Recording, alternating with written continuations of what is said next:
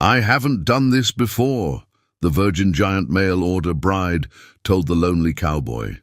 That night, she learned what pleasure meant.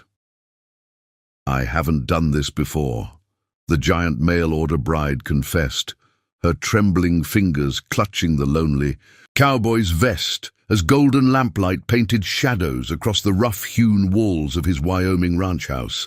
And in that moment, everything about their careful, respectful 3-month arrangement shattered like glass. Prudence Holloway stood nearly eye to eye with Silas Blackwood, her virgin body rigid with fear and longing, her substantial frame that had been mocked and rejected back east, now pressed close to this bearded rancher who looked at her like she was something precious instead of something wrong. He sat before her, his calloused hands steady on her waist, despite the hunger burning in his storm-grey eyes, his cowboy hat still on his head, as if he'd been caught mid-thought between restraint and surrender.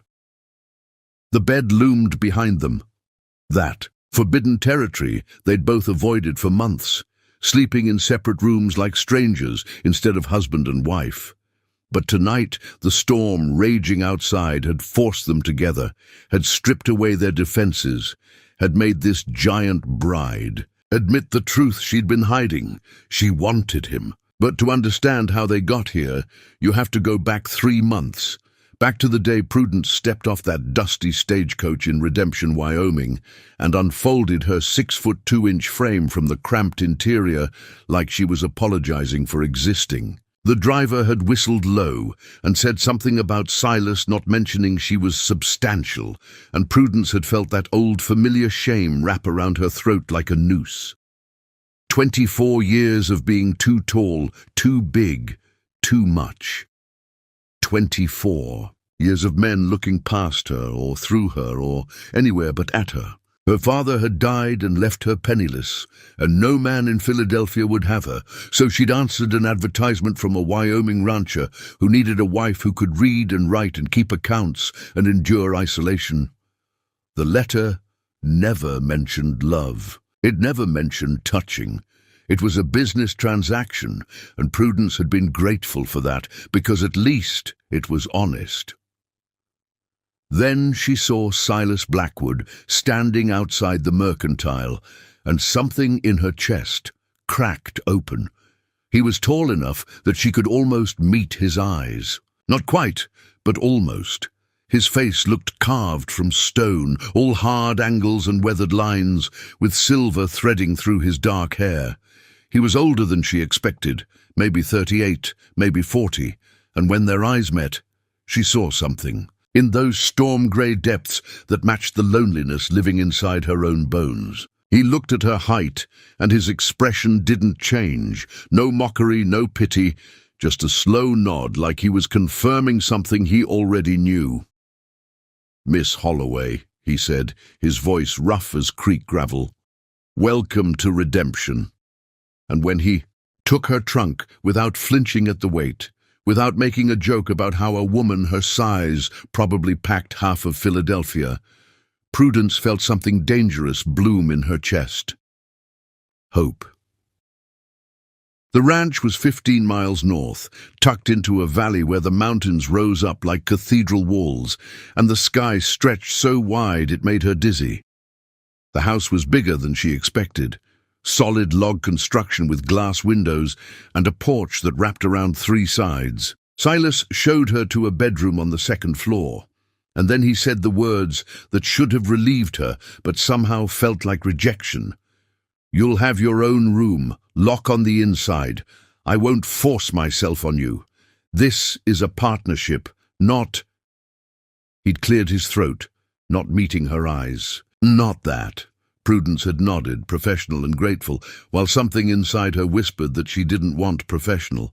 But she pushed that voice down deep, because wanting things had never gotten her anything but disappointment.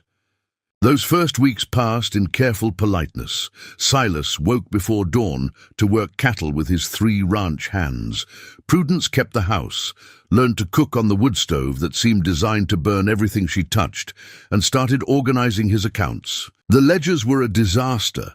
10 years of scrawled numbers and coffee stains, but she had her father's gift for mathematics, and within a month she'd transformed chaos into order. One evening, Silas looked at her work, and something shifted in his face. "You've got a real talent for this," he said, and the approval in his voice made her feel 10 feet tall instead of awkwardly oversized. They started talking more, taking meals together instead of in separate silences. He told her about building the ranch from nothing, about the brutal winters and the cattle drives and the constant fight against nature. She told him about teaching school in Philadelphia, about her father's gambling debts, about the relief of finally being somewhere she didn't have to shrink herself to fit through doorways.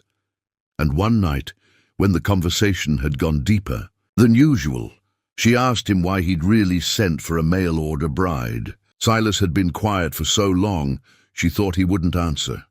Then he said, "I had a wife, Margaret. She died bringing our son into the world 5 years back. He died too, 3 days later." His voice was flat, carefully empty. I can't go through that again, caring that much, losing that much. But a ranch needs family, and I'm tired of being alone. So I thought if I found someone who wanted partnership instead of romance, someone practical who wouldn't expect—" He'd stopped, jaw tight. "Wouldn't expect you to love her," Prudence finished softly. Yeah, she should have felt insulted. Instead, she understood. "I know what it's like to protect yourself," she said. "To build walls so high nobody can hurt you. I've been doing it my whole life."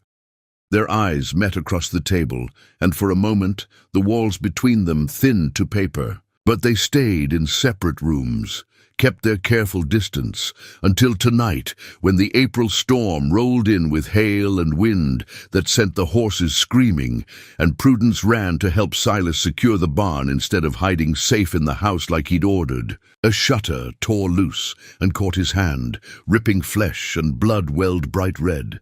She'd grabbed his arm without thinking, her heart pounding with fear that felt too big, too revealing.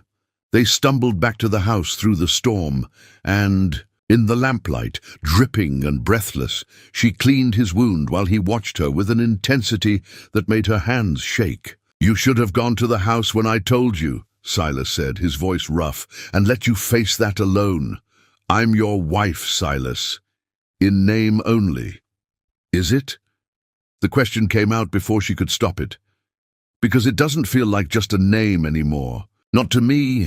Silas had gone very still. "Prudence, why did you really send for me?" She threaded the needle to stitch his deepest cut, needing something to do with her hands. The truth this time. He'd stared at her, jaw working, and then he'd said, "Because I read your letter and I saw someone like me, someone who'd been hurt. Someone who wanted something real without all the mess of feelings. I thought we could build something good without risking." He stopped, looked away. "But it didn't work. Because I wake up thinking about you. I see you working in the kitchen, and I want to touch you. You ride out to check the fence line, and I'm proud. You laugh at something Billy says, and I want to hear that sound every day for the rest of my life." He'd met her eyes then, and the hunger in them stole her breath. "I tried not to care, Prudence. God knows I tried, but I failed." She'd set down the needle with shaking hands. "Silas, and you're so damn beautiful it hurts to look at you." Prudence had actually laughed, a broken sound. "I'm a giant. You're perfect." He stood, still holding her hand, and now they were face to face. "Every inch of you. The way your dresses never fit right. The way you look at the mountains like they finally make sense. The way you're not afraid of me or hard work or storms. I want you, Prudence. I want you in ways that have nothing to do with contracts or partnership, and I've been going slowly mad trying to be respectful." She'd kissed him, just pressed her lips to his, because if she didn't, she'd combust, and Silas had frozen for one heartbeat, then kissed her back like a man starving, one hand cradling her jaw, the other wrapping around her waist. His mouth tasted like coffee, and something uniquely him, and when his tongue traced her lips, Prudence had made a sound she didn't recognize as her own. When they broke apart, both breathing hard, she'd whispered the truth. "I haven't done this before, any of this. I don't know. We'll figure it out together." His thumb traced her cheekbone. "If you want to, I want to." She said it firmly. "I want you." And that's how they ended up here in his bedroom, with the storm raging and 3 months of careful distance finally breaking apart. Silas took her hand and led her upstairs, and every step felt like crossing into foreign territory where the old rules no longer applied. His bedroom was simpler than Prudence expected. Just a large bed covered in a faded quilt, a dresser, a window overlooking the dark mountains. No photographs on the walls, no mementos, like he'd stripped away everything that might remind him of who he'd lost. He lit the lamp on the bedside table, and in that golden light they stood facing each other while the storm hammered the roof, and Prudence's heart hammered her ribs. "We can stop any time," Silas said, his voice rough. "Just say the word." But Prudence's hands were already reaching for the buttons of her shirtwaist, trembling so badly she could barely work them free. 24 years of being told her body was wrong, too much, not feminine enough, and now this man was looking at her like she was something he'd been waiting his whole life to find. Silas covered her hands with his, stilling them. "Let me," he said softly. "Let me take care of you." He undid her buttons slowly, peeling away each layer of fabric with a reverence that made her want to cry. When he eased the shirtwaist off her shoulders, Prudence fought every instinct to cover herself, to hide, to apologize for taking up so much space. But Silas was looking at her like she was a miracle, and something in his expression made her stand straighter instead of curling inward. "You're shaking," he murmured. "I'm nervous." Her voice came out barely above a whisper. "And cold. We'll fix both."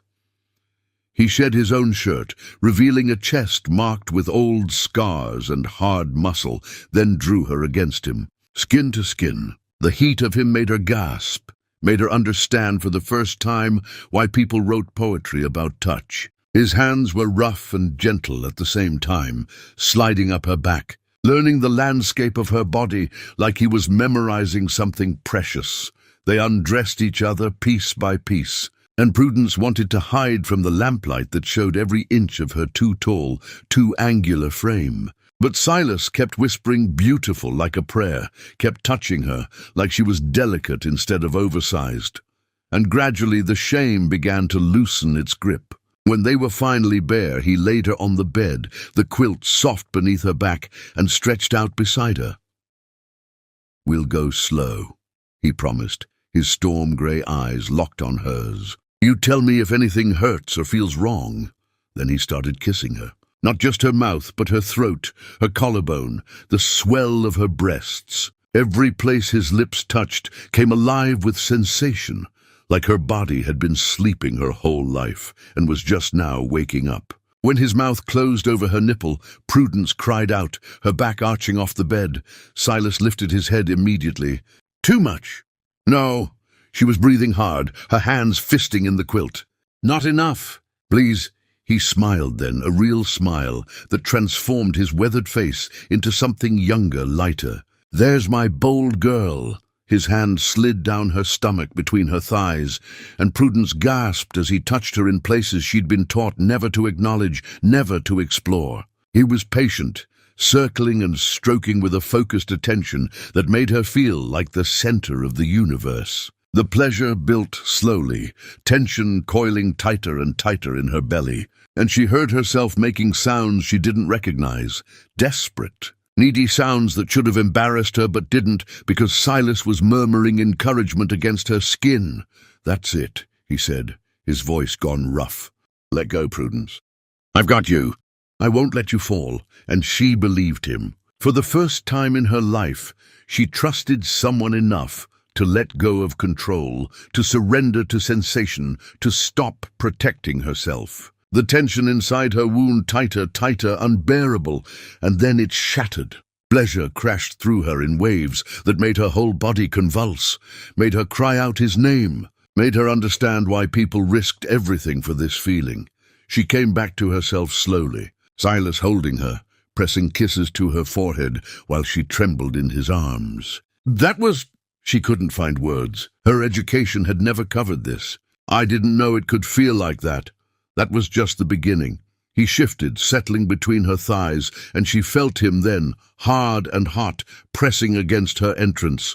The reality of what was about to happen hit her, and fear spiked through the lingering pleasure. This might hurt at first, Silas warned, his jaw tight with restraint. If it's too much, you tell me and I stop. You understand? Prudence nodded, her throat too tight for words. She trusted him. That was the terrifying, exhilarating truth. She trusted this lonely cowboy who'd promised her nothing but partnership, who'd kept his distance for 3 months, who was now looking at her like she hung the moon. He pushed inside slowly, so slowly, and there was pressure, burning, a sharp pain that made her tense and gasp. Silas stopped immediately. Breathe, he said, his voice strained. God, Prudence, you feel... He groaned, a sound of pleasure and restraint mixed together. Breathe with me, she did, forcing air into her lungs, and gradually her body adjusted to the intrusion. The pain eased into a deep, overwhelming fullness. He was inside her, part of her, and despite the discomfort, it felt profoundly right. Like 2 puzzle pieces that had been searching for each other finally clicking into place. Can I move? Silas asked through gritted teeth, sweat beading on his forehead from the effort of holding still. Yes. Prudence wrapped her arms around his shoulders, anchoring herself. Please. He withdrew slightly, then thrust back in, and the friction sent sparks along her nerve endings. The pleasure from before started building again, different now, deeper. Silas set a steady rhythm, his body covering hers, his breath hot against her neck. She could feel his heart pounding against her chest, could hear the low sounds he made that told her he was losing control. Touch yourself, he said roughly, the words barely coherent. Like I showed you. Make yourself feel good while I...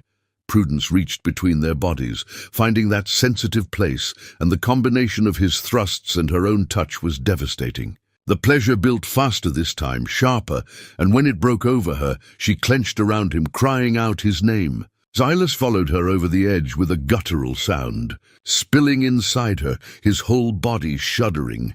He collapsed beside her, gathering her against his chest, and they lay tangled together while their breathing slowed and the storm outside finally quieted. Prudence felt different. Not just in her body, which ached in new places, but in some fundamental way, like she'd been living her whole life as a rough draft, and tonight had finally become the finished version of herself. Are you all right? Silas asked, his fingers tracing patterns on her shoulder. Did I hurt you? A little at first. She pressed her face against his chest, breathing in the scent of him, sweat and soap and something earthy.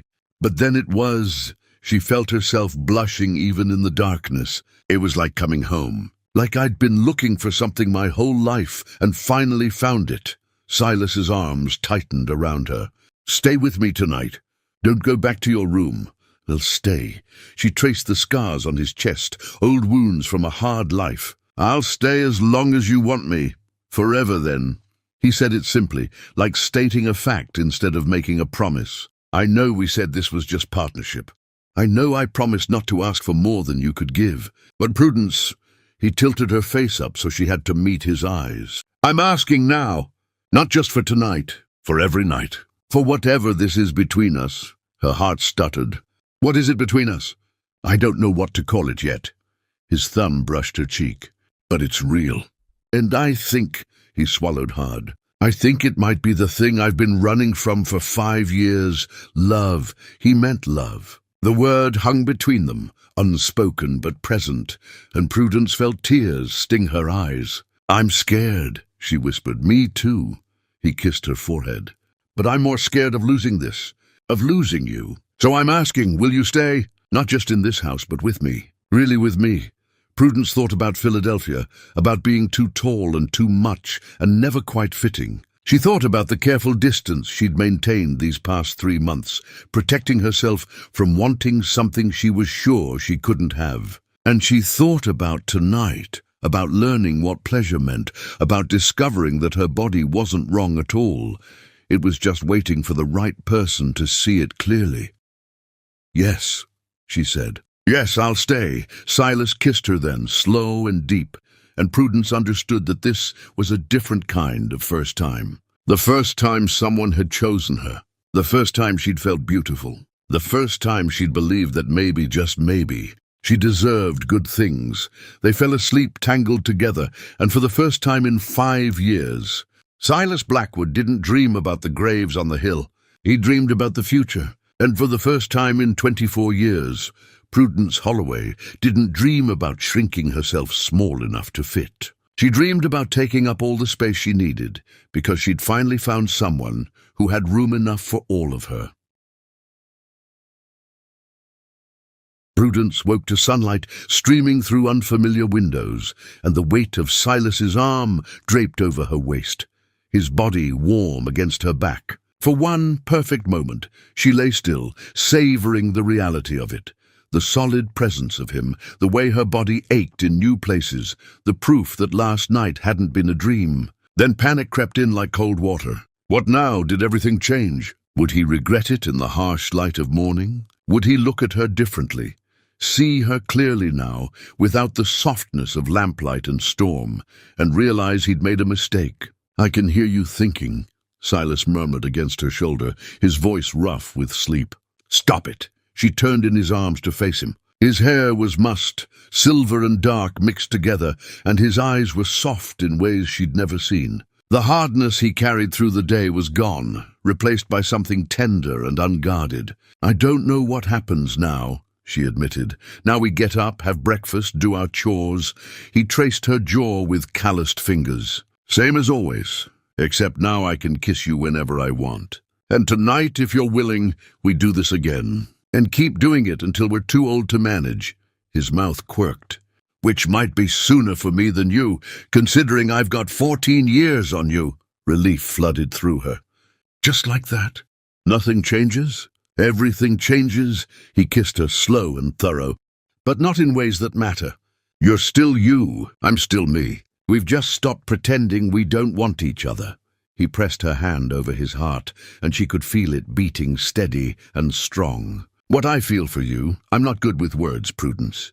Never have been, but it's real. This is real, I know," and she did. She'd spent 3 months learning to read this man's silences, his small gestures, the way his eyes softened when he looked at her, even when he was trying to maintain distance. What she saw in his face now wasn't obligation or morning after regret. It was something warmer, deeper, something that might become love, if they were brave enough to let it.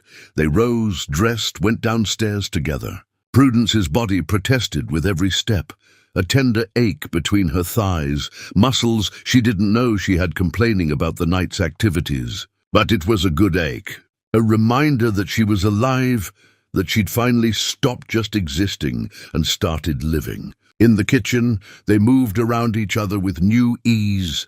Silas starting the coffee while Prudence mixed biscuit dough, their hands brushing as they passed. Small touches that felt monumental. The ranch hands arrived for breakfast, Ezra with his weathered face and knowing eyes, Dutch who was built like a bear and talked half as much, and young Billy who couldn't be more than 19. If they noticed something different between Silas and Prudence, they were smart enough not to comment. But Ezra caught her eye and smiled. Just a small quirk of his mouth that said he knew, and he approved. After breakfast, Silas headed out to check the storm damage. Prudence had her own work.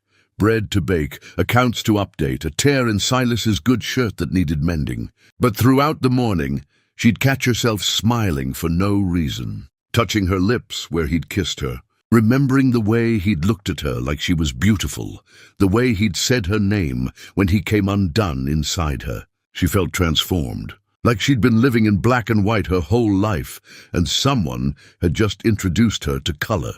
She was in the kitchen that afternoon, elbow deep in bread dough, when Billy burst through the door looking panicked. "Begging your pardon, Mrs. Blackwood, but we got trouble. Bull got out during the storm, tore through the north fence. Boss is up there now with one of the steers that got cut bad. He wants to know if you can ride out with the medical kit.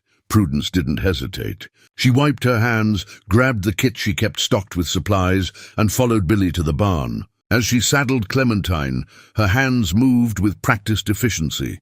Another thing she'd learned these past months, how to be useful in ways that mattered out here. The ride to the north pasture took 20 minutes, and with every step, Prudence felt more settled in her own skin. This was her ranch now, her home, her life, and she wasn't just Silas's wife on paper anymore. She was his partner in every way that counted. When they reached the damaged fence, Silas was there with Ezra and Dutch, wrestling a panicked steer to the ground. The animal had a nasty gash along its flank, blood matting the fur, and it was fighting them with desperate strength. Silas looked up when Prudence arrived, and something shifted in his expression. Pride, she realized. He was proud she'd come, proud she could handle this. Proud she wasn't the kind of woman who fainted at blood or hard work. "Easy now," Silas murmured to the steer. His voice calm despite the animal's thrashing. "Prudence, when I give the word, you move fast. Understand?" She nodded, kit in hand, already assessing the wound. Deep but not fatal if they got it cleaned and stitched quickly. Silas and Dutch got the steer pinned, and Prudence moved in without hesitation. She'd done this before on smaller animals, on Billy when he'd caught his hand in a fence, on Silas himself just last night. Her hands were steady as she cleaned the wound, steady as she threaded the needle, steady as she began stitching with quick, efficient movements. "You got a rare one there, boss," Ezra said, watching Prudence work. "Pretty as a picture, practical as they come. And she doesn't faint at the sight of blood. That's what I call winning the lottery." Silas's eyes never left Prudence. "I know." When she finished, she stood brushing dirt off her skirts, and Silas crossed to her in 3 long strides. He took the medical kit, set it down, and then, right there in front of all the hands, he cupped her face and kissed her. Not long enough to be scandalous, but unmistakable. Acclaiming, a declaration. "Thank you," he said against her lips.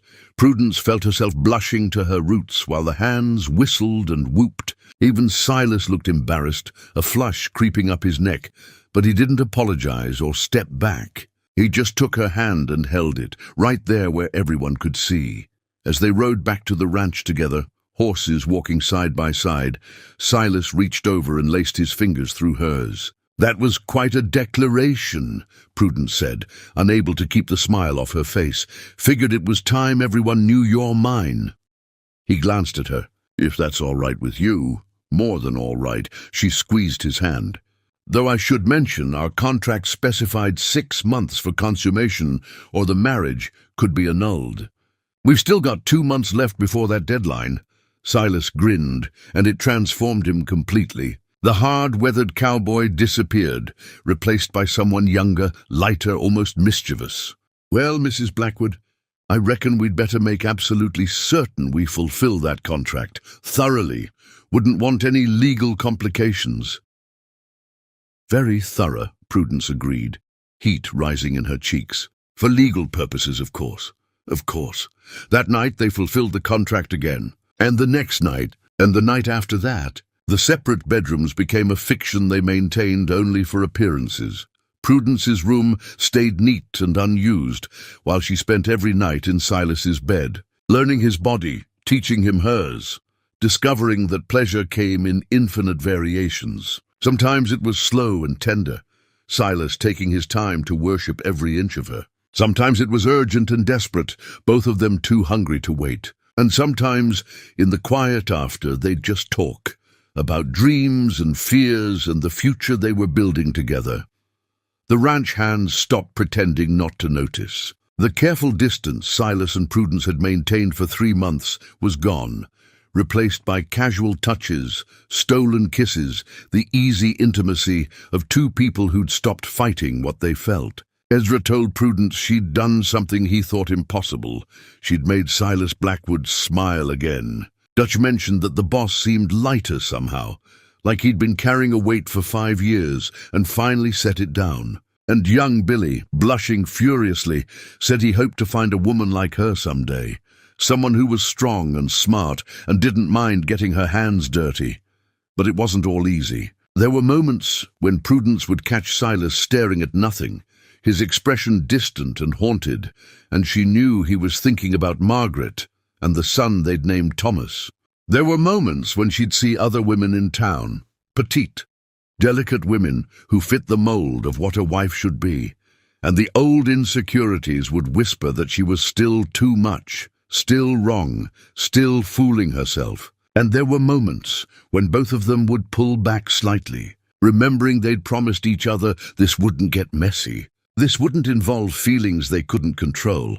One evening, about a month after that storm-changed everything night, Prudence was working on the accounts when Silas came in from the barn. He stood in the doorway watching her, and when she looked up, something in his expression made her set down her pen. "What is it?" she asked. He crossed to her, pulled her up from the chair, and wrapped his arms around her. Just held her, his face buried in her hair, his breathing unsteady. "I'm scared," he said finally, the words muffled against her neck. "Of what?" "Of how much I need you. Of what it would do to me if I lost you." He pulled back to look at her, and his eyes were raw. "Margaret died because I got her pregnant. My son died because I wanted a family. And now you're here, and I want God, Prudence, I want everything with you. But what if wanting it means losing it? What if I'm cursed?" "What if?" She kissed him quiet. "You're not cursed. You're just human. Bad things happen, Silas, but that doesn't mean they'll happen again." She took his face in her hands. "Sindeu, and I'm not Margaret. I'm tall and strong and stubborn, and I'm not going anywhere. You hear me? I'm not leaving you. You can't promise that. No, but I can promise I'll fight like hell to stay." She pressed her forehead to his. "And I can promise that loving you, because that's what this is, Silas, we can stop pretending otherwise. Loving you is worth the risk. For both of us. Loving me," he repeated, like testing the words. "Yes, I love you." She said it clearly, firmly, because it was true, and he needed to hear it. "I love you, and I'm not afraid of it anymore." Silas's eyes closed, and when he opened them again, they were wet. "I love you too," he said, his voice breaking. "God help me. I love you so damn much it terrifies me."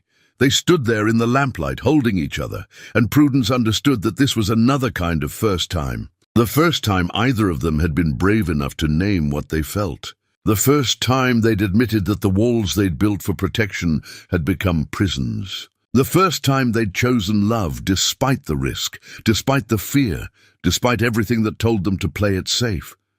That night, when they made love, it felt different, sacred somehow, like they were making vows that went deeper than the ones they'd spoken in front of the preacher 3 months ago. And afterward, wrapped in each other's arms, Prudence whispered into the darkness, "No matter what happens, Silas, I'm glad I found you. Even if—" "Don't," he said fiercely. "Don't talk about endings. We're just beginning." And Prudence let herself believe him. Spring came to Wyoming with a fury of wildflowers and new calves, and Prudence Blackwood stood on the porch of her ranch house, one hand pressed to her swollen belly, watching her husband ride in from the north pasture. 8 months had passed since that storm-changed everything night, and now she was 6 months pregnant, her body finally, gloriously too much in ways that made Silas's eyes go soft every time he looked at her. He dismounted and came straight to her, pressing both hands over hers on her stomach. "How's our daughter today? Or son?" "And very active," she smiled. "I think he or she is going to be tall. Good, takes after their mother."